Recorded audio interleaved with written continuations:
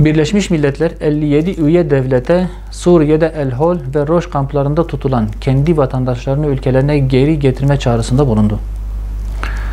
Suriye iç savaşına müdahil olmak amacıyla farklı ülkelerden gelen kişiler ile eş ve çocuklarının tutulduğu bu kamplar insan hakkı ihlallerinin önemli bir ayağını oluşturmaktadır. Şartları insan onurunu ayaklar altına alacak şekilde ağır ve gayri hukukidir. Suriye iç savaşı her yönüyle bir bataklığa dönüşerek geri dönüşü mümkün olmayan bir noktaya hızla ilerlemektedir. Siyasi çözüm noktasında umut vaat eden Anayasa Komitesi'nin 5. turunun başarısızlıkla sonuçlanması da bunun göstergelerinden biridir. Suriye için siyasi çözüm umutları her geçen gün azalmasına karşın ülkedeki insani dramın sona erdirilmesi için ivedilikle harekete geçilmelidir. İnsanlık dışı şartlarda barınmak zorunda kalan mültecilerin de şartlarının iyileştirilmesi sağlanmalıdır. Vatandaşlarını alması için çağrı yapılan ülkelerin adil yargılama koşulları denetlenmeli, oluşacak yeni hak ihlallerinin önüne geçilmelidir. Almanya'da 2020 yılı içerisinde Müslümanlara ve Müslüman kuruluşlara yönelik 900'den fazla saldırının kayıt altına alındığı açıklandı.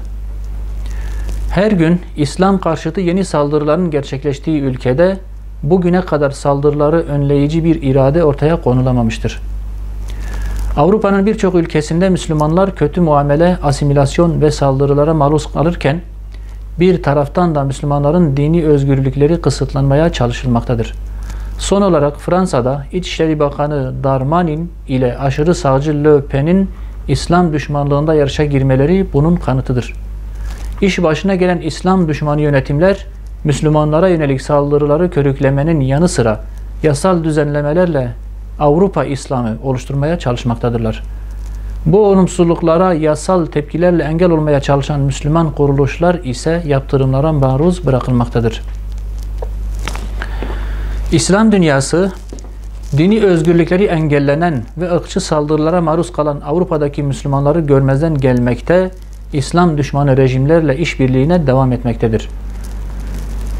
Irkçı rejimlerin baskısı altında yaşanan Avrupa'daki Müslümanların hak ve hürriyetlerinin korunması için Müslüman kamuoyu ivedilikle harekete geçmelidir.